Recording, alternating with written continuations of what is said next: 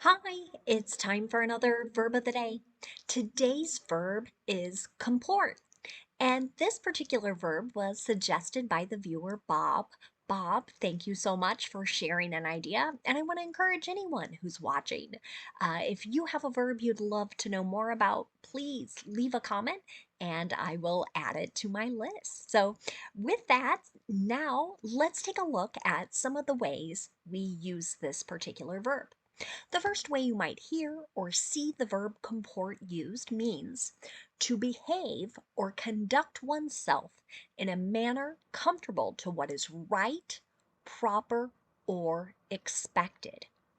And I want to note, and you'll notice this as we go through the video, this tends to be a very formal verb. This is not likely to be a verb you hear amongst friends and family in more relaxed settings. As I looked for examples of this particular verb, they tended to be with very formal legal language or instances where people, again, were trying to be very proper. Okay.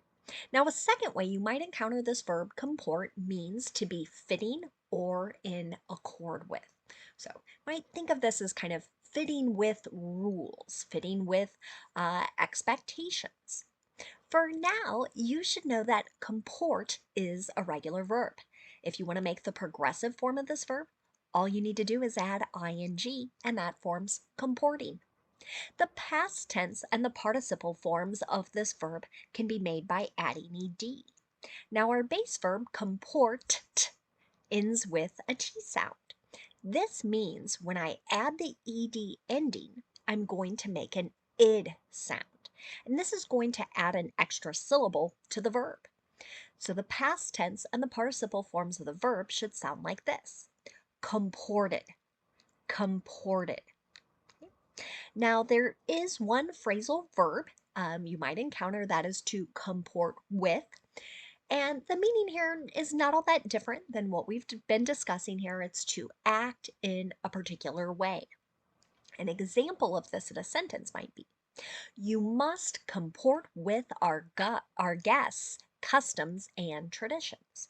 Right? So we want you to act or behave in a way that fits those customs and traditions. Now let's continue using our verb of the day in a couple different verb tenses. Today we're going to review the simple present and the simple future with will. Let's start with the simple present. We use this verb tense to talk about our habits and routines. We might also use it to discuss facts. And possibly the most difficult thing about making sentences in the simple present is that we must pay attention to our subject. In the affirmative, if our sentence begins with I, you, we, or they, or our subject aligns with one of those, then you're just going to use the base verb, okay? No suffixes or special endings. However, if the subject is he, she, or it, then you want to add an S to the end of the verb. You can see that in my example here. The candidate comports herself with thoughtfulness and dignity. Again, this is back to that meaning of acting or behaving in a particular way. Now, if you want to make a negative sentence in the simple present, again, pay attention to that subject. If your subject is I, you, we, or they, use do not and then the base verb. You might also see the contraction don't and then the base verb. But if your subject is he, she, or it, use does not and then the base verb, or doesn't and then the base verb. Notice at no point here in the negative am I adding an S to the end of the verb. So let's take a look at another example. His statements don't comport with reality.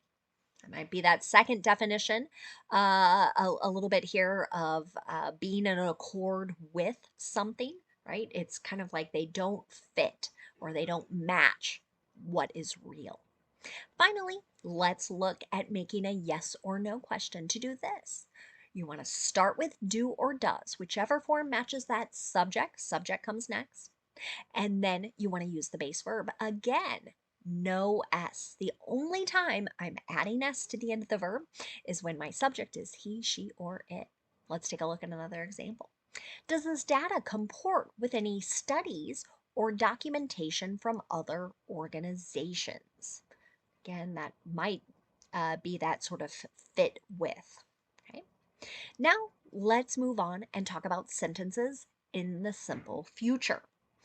We again talk about this simple future with will many times to discuss a promise or a prediction. We can use it with offers as well.